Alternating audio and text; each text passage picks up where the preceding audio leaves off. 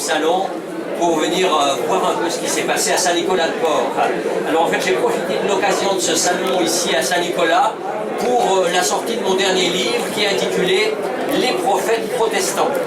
Alors, parce qu'effectivement, c'est toute une histoire et ça va bien au-delà, évidemment, donc de l'histoire propre de Saint-Nicolas. Mais on va aller pas à pas pour nous retrouver à Saint-Nicolas proprement dit. Donc le livre, il est disponible aujourd'hui déjà en souscription. Il y a quelques pages qui parlent de Saint-Nicolas-de-Port, évidemment dans le livre, hein, mais pas seulement. Il y a déjà, vous pouvez l'avoir en livret, déjà vous avez une magnifique photo de la basilique de Saint-Nicolas, etc. aussi. Et puis vous pouvez donc souscrire pour le livre que je vous ferai un plaisir de vous apporter ou de vous envoyer par la poste dès le début avril, puisque normalement fin mars il va être édité. Hein, voilà, il faut le temps pour tout. Et là l'édition n'a pas pu suivre encore, mais elle arrive. Donc bonne route jusqu'à la Réforme.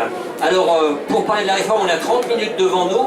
Donc je vais essayer de passer 10 minutes pour parler, situer un peu le contexte de Saint-Nicolas dans le contexte historique national, bien sûr.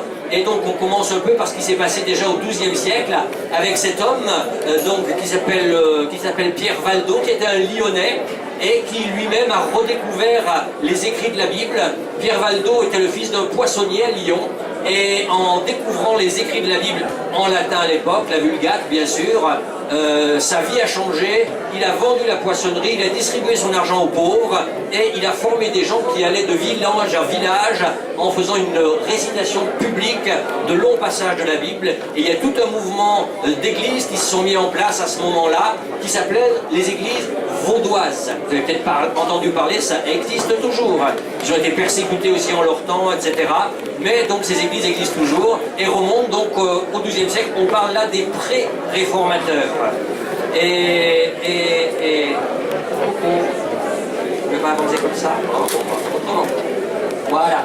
On a bien sûr Jean Hus en République tchèque, dont vous avez entendu parler, qui a été condamné et qui a été brûlé sur la place à Prague d'ailleurs. Hein, donc c'est aussi un réformateur puissant. On voit Erasme de Rotterdam, alors je vous cite un certain nombre de noms, qui était un Hollandais qui lui a développé cette théorie du libre arbitre. Alors on parlera un peu de Calvin tout à l'heure, qui lui était plutôt pour la prédestination, mais lui, Erasme de Rotterdam, il a plutôt développé le libre arbitre. Oui, tout est écrit, mais quand même l'homme a le choix. Et vous avez eu le choix cet après-midi de venir ou pas. Vous avez même le choix de repartir maintenant, mais vous rateriez le meilleur. Hein. J'ai gardé un dessert pour la fin, pour les gourmands. Il faut patienter un petit peu. Serrez les dents, accrochez-vous aux chaises si vous êtes gênés. Mais on va avancer comme ça. Erasme de Rotterdam, et puis bien sûr un grand professeur à la Sorbonne, Lefebvre d'Étaples, donc qui lui vivait déjà, on est déjà là au XVIe siècle, fin du XVe, début du XVIe. Donc il était professeur de grec et d'hébreu. Et les écrits de Luther commençaient à circuler déjà en France vers 1520. Puisque Luther, on va y revenir tout à l'heure, mais donc dès 1517, il a affiché à la porte de l'église dont il était prêtre ses thèses qui dénonçaient un peu les choses qui étaient un peu exagérées à ce moment-là, de style où on achetait son salut en achetant donc ces petits billets d'avion pour le ciel et pour l'éternité, en quelque sorte. Hein. Voilà. Et donc les écrits de Luther couraient déjà à la Sorbonne en 1520 et Lefebvre, étant tombé sur ses papiers, a eu envie de lire les textes de la Bible. Et quand il lira la Bible, il y a une réflexion de lui qui a été très célèbre qui dit « Oh, mais dans ce livre, pourquoi me l'a-t-on caché? Que la religion est belle !» Et donc Lefebvre d'Étaples donc a été pas tout à fait le premier, puisque quelqu'un au XIIe siècle, un des amis du roi Louis XII de mémoire, donc avait commencé une traduction partielle de la Bible en François. Enfin oui, il parlait comme ça. Et c'est pas notre François, mais c'est... voilà. Et donc par contre, Lefebvre d'Étaples lui fera une traduction complète du Nouveau Testament d'abord, et ensuite donc de l'Ancien Testament dans les années 1520, dans ces eaux-là. On trouvera ces précisions aussi dans un autre livre, donc, qui est sorti précédemment, qui lui est disponible bien sûr, qui s'appelle La France et la Réforme. Il y a plein de dates, plein de choses dont j'arrive pas à me rappeler, mais que je vous cite comme ça de mémoire. Voilà donc notre ami Martin Luther, dont j'ai déjà parlé, à ne pas confondre avec son homonyme, le roi, évidemment, Luther King. Ils ont quelques 500 siècles d'écart, 5 siècles d'écart, pardon, 500 ans. Mais donc il a fait un gros travail, ça a été vraiment, c'est lui qui a bousculé tout ça. Et à cette époque de la Réforme, évidemment, c'est le roi François Ier qui règne en France. Sa sœur Marguerite de Valois, d'ailleurs, adoptera les idées de la Réforme, et donc se faisait souvent peindre une Bible à la main, Et elle avait l'habitude d'aller dans les salons, comme ça se faisait à l'époque, et de lire quelques passages dans la Bible. Et François Ier, dans un premier temps, était relativement ouvert à ces choses, jusqu'au jour où il y a eu ce fameux scandale des placards. Alors les placards, on utilise aujourd'hui le mot placardé, parce qu'en fait à l'époque, les affiches, on appelait ça des placards. Et en fait, il y a une affiche qui était très provocante et très critique vis-à-vis de la messe catholique. Et on a retrouvé une de ces affiches collée sur la porte de la chambre du roi. Donc il n'a pas apprécié la plaisanterie. Alors on imagine mal que ce soit un protestant lui-même qui ait fait ça parce qu'ils avaient accès par sa sœur à lui. On imagine plutôt que c'est quelqu'un qui a voulu saboter le travail qui commençait à se mettre en place, où il y avait une réforme en fait au sein de l'église catholique à ce moment-là, entre autres avec l'évêque de Meaux, donc Meaux en région parisienne, donc qui a commencé à refaire une remise en question et travailler sur toutes ces questions que Luther discutait, et c'était assez intéressant. Mais suite à cette affaire des placards, François Ier a carrément tourné sa veste. Voici sa sœur Marguerite d'ailleurs, donc avec un petit livre à la main, donc c'est la Bible. Et donc il a convoqué sa sœur, lui a interdit de lui parler de ces choses à nouveau, et à ce moment il a permis un certain nombre d'exactions qui ont lancé un peu les conflits et les galères. Jean Calvin, donc lui d'ailleurs pour information, s'est assis sur les mêmes bancs que dénommé Ignace de Loyola, à la Sorbonne également. Et Ignace de Loyola qui a été le fondateur des Jésuites, et donc Jean Calvin était là comme étudiant aussi, et puis c'est là qu'il a entendu ces idées de la réforme commencer à circuler, et un beau jour il s'est converti, et il est devenu celui qu'il est devenu. Il a dû fuir la France suite au discours d'ouverture du recteur de la Sorbonne, qui était un de ses amis. C'est lui, Calvin, qui avait écrit le discours, et qui était truffé d'allusions, même pas indirectes, à la réforme. Et évidemment, quand le recteur a lu ce discours, tout le monde a compris que c'était Calvin qui avait écrit, et ils ont voulu tuer tout le monde, et donc Calvin s'est enfui déguisé en vigneron d'ailleurs. Il a quitté Paris, il est passé à travers les mailles du filet, et il a pu faire tout le travail qu'il a fait. Alors un grand développement sur la vie de Calvin, qui est passé à plusieurs reprises pas loin d'ici, puisque Calvin a prêché à Mèche, il a prêché à Strasbourg aussi bien sûr, il a passé 2 ans à Strasbourg avec Bucer, le réformateur alsacien. Et avant de retourner, un épisode précédent à Genève, avant de retourner à Genève, où il a en fait été à l'origine du fondement de la Confédération helvétique, on va dire. Donc il a structuré Genève en fonction de ce qu'il avait compris des écrits bibliques. Un de ses pères, un de nos pères, un des pères de l'Église, Saint Augustin, avait écrit en son temps un pavé extraordinaire qui s'appelle La Cité de Dieu. Calvin en a aussi écrit un peu plus petit, mais a adapté en tout cas au XVe siècle, XVIe siècle, différents écrits d'Augustin et ce qu'il avait trouvé lui-même dans la Bible. Calvin a fait un énorme travail, c'est un homme qui avait une intelligence remarquable, une mémoire fantastique, et qui a fait un gros travail. Alors bien sûr, on le dépeint souvent comme quelqu'un de triste, de gris, mais en fait, quand on lit certains passages qu'on peut trouver là-dedans ou dans les prophètes protestants, on voit qu'à certains moments, Calvin, quand il prie Dieu dans sa chambre, eh bien, il se met à danser par moments, se met à lever les mains et à faire toutes sortes de bruits bizarres. Et on est surpris quand on va aujourd'hui dans nos églises calvinistes, si vous avez eu l'occasion d'aller. En général, c'est pas aussi blanc que ça les murs, un peu gris, très sobre. Ben là, par contre, à peu près comme ici, au niveau de la sobriété. Et puis c'est un peu tristounet, quoi, un peu tristounet. Mais Calvin n'avait pas que cette image-là. C'était vraiment un homme politique, un dirigeant extraordinaire. Et pendant une quarantaine d'années, donc il a dirigé la ville de Genève.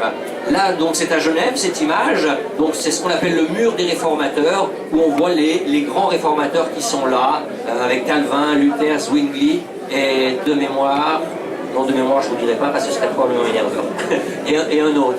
Un autre. Voici l'église Saint-Pierre, la cathédrale Saint-Pierre qui est à Genève, où Calvin a prêché de nombreuses fois pendant des années. Et nous voici à l'intérieur, d'ailleurs, voici la chaire depuis laquelle Calvin prêchait. Alors, je mets toujours plein d'images parce que je trouve que c'est tellement enrichissant de voir aussi, vous n'avez pas été, mais d'autres sont allés. Bien souvent, je suis allé moi-même. Tout ça, c'est des images que j'ai prises moi-même, en fait. La photo de Calvin aussi, d'ailleurs, c'est moi qui l'ai faite, bien sûr, vous l'aurez compris. Je lui ai demandé de sourire, quoi, cheese. Et donc là, dans la chapelle, il y a cette pierre qui est un mémorial donc à ceux qui ont bouleversé la ville. Et en gros, il dit, ce mémorial est établi à la mémoire de pieux étrangers, pieux et preux d'ailleurs, qui sont installés et qui ont développé notre cité. Pour les citer Farel, Froment, Viret et Calvin, c'était des 4 Français, donc qui ont bouleversé bien sûr cet endroit. Là, on est non loin on est sur les rives du lac Léman à Nyons, hein, entre Genève et Lausanne, on va dire. Hein. Et tout près, donc, il y a la commune de Prangin, où il y a cette stèle que j'ai recherchée pendant quelques années, qui est là en mémoire aussi des premiers boat people. Et là, on arrive quasiment dans notre sujet, puisque, fuyant les persécutions, les Vaudois d'abord, puis les protestants huguenots, puis aussi les Juifs, pendant la dernière guerre, donc on traversait ce lac dans des bateaux de fortune pour passer sur la Suisse. Donc en général, ils montaient le col du Mont-Cenis, c'était la route la plus simple, mais le Mont-Cenis c'était à 2300 mètres, donc parfois ils montaient dans la neige, quoi, voilà, donc à des conditions très difficiles. Et ils arrivaient en Suisse, et selon les endroits où ils débarquaient, l'accueil n'était pas toujours aussi chaleureux qu'on peut le penser. Et donc cette stèle a été établie en mémoire de ces boat people. Bien sûr, avec le protestantisme à Genève, il y a donc cette chapelle de l'Oratoire, qui est là aussi en mémoire de la Croix-Rouge, qui a été fondée par Henri Dunant, qui était un émigré français en fait, hein, et qui habitait à Genève. Et donc en quelques mots avant d'arriver dans la violence proprement dit et sur Saint-Nicolas-de-Port, en fait, je vais faire un petit sondage, tenez. Alors d'ailleurs le thème de la conférence, Saint-Nicolas la Huguenote, vous savez bien que c'est le nom du nouveau quartier où on va faire un centre commercial là-haut, c'est ça? Vous savez bien, on va l'appeler ça la Huguenote en fait. C'est une suggestion pour le nouveau conseil municipal bientôt. Non, c'est une blague, mais certains pensent que c'est une spécialité culinaire d'ailleurs. Hein. Mais pour vous qui êtes très inspirés de ces choses, bien sûr, c'est les Huguenots, c'est l'histoire protestante de Saint-Nicolas-de-Port. Hein. Mais on pourrait quand même appeler ce quartier la Huguenote, ce serait pas mal, centre commercial. Voilà. Mais donc tout ce mouvement des Huguenots a été non violent jusqu'en 1563. Donc pendant plus de 50 ans, il n'y a eu aucun acte de violence des Huguenots. Et donc on voit cette statue de Gaspard de Coligny, qui est érigée à l'endroit même où il était assassiné, à Paris, lors de la Saint-Barthélemy. Vous vous rappelez ça, Saint-Barthélemy? Qui s'appelle Barthélemy ici? Personne. Bon, c'est joli nom quand même, mais mauvais souvenir. Hein. Saint-Barthélemy, vous avez une idée du siècle où c'était? Alors ne dites rien, hein, ne dites rien, mais essayez de penser au siècle où c'était, et quand j'aurai dit la date tout à l'heure, vous verrez si vous aviez juste, je vous demanderai si vous aviez eu juste. Hein. Toujours intéressant, hein. Saint-Barthélemy. Et donc Gaspard de Coligny était un amiral qui s'était tourné vers la nouvelle religion protestante et qui a été impliqué forcément dans les guerres de religion et donc qui a été assassiné lors de la Saint-Barthélemy. Nous voici là à Vassy, pas loin d'ici. Donc Vassy, vous situez un petit peu, hein, donc c'est entre, qu'est-ce qu'on va dire, entre Troyes et Saint-Dizier. Hein, entre Troyes et Saint-Dizier, grosso modo, à la frontière de la Lorraine, on va dire. Voilà. Hein. Voilà, donc c'était quoi? C'est à 120 km d'ici environ. Hein. Et donc en fait un beau dimanche matin, le duc de Guise était à la messe à Vassy avec une de ses troupes. Et à la sortie de la messe, ils ont eu l'idée d'aller dire bonjour aux protestants qui étaient réunis dans une grange à 200 mètres à peu près. Je suis allé moi faire des photos sur place aussi. Et donc là, ils ont massacré environ 200 personnes sur les 1000 qui étaient rassemblées. Et ça a été le premier massacre enregistré, en tout cas de Bretagne. Il y a eu quelques morts ici ou là, mais en termes de massacre, c'était le premier. C'était le premier. Donc à Vassy, pas loin d'ici, nous voilà effectivement en 1561 à Vassy. Nous arrivons maintenant à Saint-Nicolas, la Huguenote, proprement dit, ou la réforme à Saint-Nicolas-de-Port au XVIe siècle. Alors vous voyez apparaître le nom de Cyril Bronick, effectivement, je n'ai même pas rajouté le mien. Il a eu l'amabilité de me transmettre le fichier qu'on avait fait ensemble il y a quelques années, alors que je donnais une conférence plus longue que celle-ci sur le sujet. Ça m'a permis de gagner du temps parce que le programme est un peu rempli. Donc merci à Cyril, qui a été donc un brillant historien, qui a été le président de l'association de renaissance de la basilique ici à Saint-Nicolas, pour ceux qui ne le connaissent pas. Donc nous voilà, vous connaissez peut-être la porte de la basilique à Saint-Nicolas, et avec tout autour ces maisons qui étaient en bois. C'était avant la guerre de 30 ans, je ne vous cache rien, je ne vous apprends rien non plus. Donc tout cela autour a disparu. La basilique, comme vous le savez, a partiellement brûlé aussi pendant cette guerre de 30 ans, mais les pierres ont résisté à la chaleur. C'était pas mal. Mais Saint-Nicolas-de-Port, donc c'était une ville d'échange extraordinaire à ce moment-là. Du coup j'en oublie mes papiers, mais bon, peu importe. Et cette ville était très riche à ce moment-là. Il faut savoir que Saint-Nicolas était, on va dire, grosso modo 4 fois plus grosse que Nancy, et était très réputé pour ses foires. Sur la Lorraine, si vous visitez le musée d'art de Nancy, vous verrez dans les sous-bassements qui ont été ouverts au public il y a 3 ans maintenant, il y a un petit panneau d'ailleurs qui parle un peu de l'importance des foires en Lorraine. Et il y avait 2 foires importantes en Lorraine, Metz et Saint-Nicolas. Et à l'époque, donc, Saint-Nicolas était sous l'autorité des ducs de Lorraine, mais plus important. La politique, vous savez mieux que moi ce qu'il en est, en tout cas aussi. Donc il y avait un marché de la laine qui était très florissant à Saint-Nicolas, avec des échanges internationaux importants. C'était un lieu de rencontre, un lieu d'échange, et les Portois n'étaient pas à la traîne non plus. Il y avait de nombreuses auberges aussi. Donc il reste pas mal de bars quand même à Saint-Nicolas, mais bon, ils sont moins fréquentés qu'ils l'étaient à l'époque. Mais il y avait beaucoup d'auberges parce que les gens venaient passer 3 jours pour les foires. Il y avait plusieurs foires annuelles. Et beaucoup de ces auberges, il reste très peu en fait d'auberges de cette époque. Le prêtre à l'époque là, à Saint-Nicolas, s'appelait... Il avait d'ailleurs, il a laissé son nom à une des rues de Saint-Nicolas. Non, ce n'est pas Jolin, non, ce n'est pas Villan-Vermois. Oui, je parlais de Pierre Jacobi. Je parlais de Pierre Jacobi en fait, hein. Vous avez presque trouvé. Pierre Jacobi, donc, qui avait d'ailleurs créé une imprimerie, qui était dans la rue qui porte son nom d'ailleurs. J'ai plus quel côté on est où, enfin par là autour, en direction de Nancy, d'Anneville. Hein. Et donc Pierre Jacobi avait d'abord imprimé pas mal de choses quoi, à cette époque-là. Donc on voit là quelques images de l'imprimerie de Gutenberg en particulier. Comment Saint-Nicolas est devenu un foyer de la Réforme?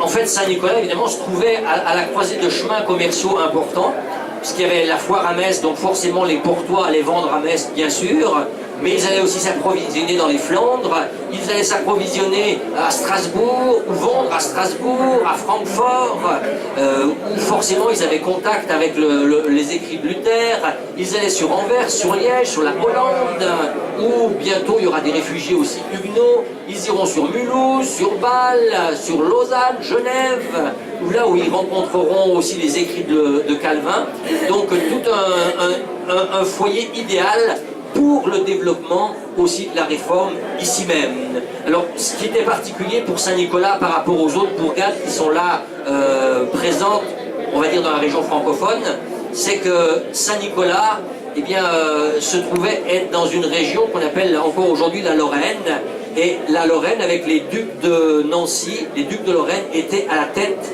de la contre-réforme. Et on va voir un peu ce qui s'est passé justement au niveau de la législation ducale. Voilà cette photo que j'avais prise aussi du duc Antoine, donc qui était le duc de Lorraine, et sauf erreur, sa femme, sa sœur, ou sa femme ou sa mère, donc c'était celle qu'on a sur le mur au fond là-bas, Christine du Danemark. Christine de Danemark, donc voilà. On verra plus tard. Donc Antoine le duc donc, a mis en place une législation très contraignante sur la ville de Saint-Nicolas, et un premier édit qui date de 1523. Donc Luther a mis ses thèses à la porte de l'église en Allemagne le 31 octobre, donc c'est pour ça que je fête Halloween aussi moi, le 31 octobre 1517, où il a contesté ces dogmes catholiques. Et 6 années plus tard, ici à Saint-Nicolas de Port, le duc Antoine avait interdit tout prêche public ou privé sur Luther. Il ordonne l'arrestation de tout prêcheur et prescrit l'envoi à Nancy des livres du réformateur et de ses disciples qui seraient trouvés dans toute la Lorraine. Il encourage la dénonciation et prévoit la confiscation des biens des hérétiques. 1523, donc ça n'a pas traîné. 1539, un édit plus sévère, j'en ai sauté quelques-uns entre-temps. Il est interdit de tenir des propos luthériens, même en privé, et de posséder des ouvrages sous peine de mort sur le bûcher, de confiscation des biens. Les hôteliers doivent s'abstenir de discourir de questions religieuses avec leurs clients et avertir la justice des discussions suspectes, sous peine de punition corporelle. Ça va? Les évêques de Metz, tous les Verdun, se voient recommander la surveillance des prédicateurs. Donc ça veut dire qu'entre 1523 et 1539, la situation ne s'est pas arrangée sur la région. Pour le duc, il n'y avait pas beaucoup d'effet ce message, ça continuait à se développer. En 1544, il il y a le passage d'une troupe d'Allemands en lien avec Charles Quint. Donc pour montrer bonne figure aussi, les ordonnances sont renouvelées en aggravant encore la situation, quoi. Et il meurt en 1544, c'est Charles III, le duc Charles III qui devient, donc qui est le fils, en tout cas, de Christine de Danemark, parce que Christine de Danemark, la Lorraine était un pays indépendant à ce moment-là aussi, il faut savoir. Hein. Et donc Christine de Danemark était comment on dit ça, la duchesse douairière de la Lorraine. Et donc elle a fait aussi paraître un édit condamnant aussi les hérétiques, bien sûr. Donc Charles III se montre plus tolérant. Et son principal conseiller n'est autre que Louis de Masure. Donc c'est un nom qu'on connaît à Saint-Nicolas. Il me semble que sur le mur on voit son nom aussi par là-bas. Hein. Il est dessiné sur la fresque au fond de la salle, là. Et c'était un ami du roi François Ier. Et donc qui avait un de ses frères était évêque, donc c'était quelqu'un de la haute société, mais dont les convictions n'étaient pas méconnues par tout le monde. Quand Henri II est arrivé à la tête du royaume en France, il est parti se réfugier à Rome parce que ça sentait mauvais pour lui à ce moment-là. Et il est revenu donc sur Saint-Nicolas en 1550. Donc c'est le cardinal Jean de Lorraine, un cardinal avec qui il était ami malgré ses convictions, qui l'a invité et il s'est installé à Saint-Nicolas-de-Port. En 1553, il s'est marié avec Jeanne Beauvoir de Saint-Nicolas-de-Port, qui habitait, vous savez, dans la petite rue au coin là. Elle habitait là. Et donc ils se sont mariés, ils ont eu des enfants bien sûr. Il a été anobli en... Oui, il a été anobli en 1553 avec Jeanne de Beauvoir. Et il se mariait une seconde fois avec Anne Bermond. Donc il y a un nom de famille portoise aussi très connu. Louis de Masure en 1558 commence à fréquenter les bourgeois de la ville qui sont tous acquis à la religion protestante. Et il accueillait chez lui régulièrement le régent Nicolas de Vaudémont. Oh, encore des noms qu'on connaît, ça, Nicolas, qu'on trouve là aussi au coin. Donc tous ces gens-là étaient mêlés en fait à la réforme. Ces messes qui envoyaient des prédicateurs, des pasteurs sur Saint-Nicolas-de-Port pour les encourager, pour prêcher, etc. Et beaucoup de curieux se joignaient là. Et vers 1550, on compte qu'il y avait au moins 60 familles portoises qui avaient l'habitude de se réunir dans ces cultes, plus ou moins tolérés. Il faut savoir que dans cette imprimerie du prêtre Jacobi, qui lui-même s'est tourné vers la réforme, on a imprimé la Bible pour la première fois en Lorraine. Bravo Saint-Nicolas. Saint-Nicolas, la ville où on a imprimé en premier la Bible en Lorraine. Très chouette. Donc l'église de Saint-Nicolas a été discrète jusque-là, jusqu'en 1562, et en fait, quand les bourgeois de la ville, entendaient par bourgeois les personnes plutôt anoblies, pas forcément anoblies, mais plutôt de la haute société, donc quand ils se tournaient vers le protestantisme, au lieu de baptiser leurs enfants selon le rite catholique, on allait les baptiser à Metz ou à Strasbourg, on ne faisait pas scandale ici, on restait discret, on ne voulait pas de problème. Mais un jour, il y a un pasteur dénommé Christophe qui a trouvé que ce n'était pas... c'était manquer de foi. Manquer de foi, enfin lui il a peut-être manqué de sagesse, hein, mais bon, voilà. Il a dit non, ça il ne faut pas avoir honte de Dieu. D'ailleurs la Bible dit, si vous avez honte de moi devant les hommes, j'aurai honte de vous devant Dieu. Alors non, il faut baptiser les gens ici. Donc il a célébré un baptême d'enfants ici, ce à quoi Louis de Masure avait dit, du calme les gars, ne faites pas ça. Non, il faut avoir la foi.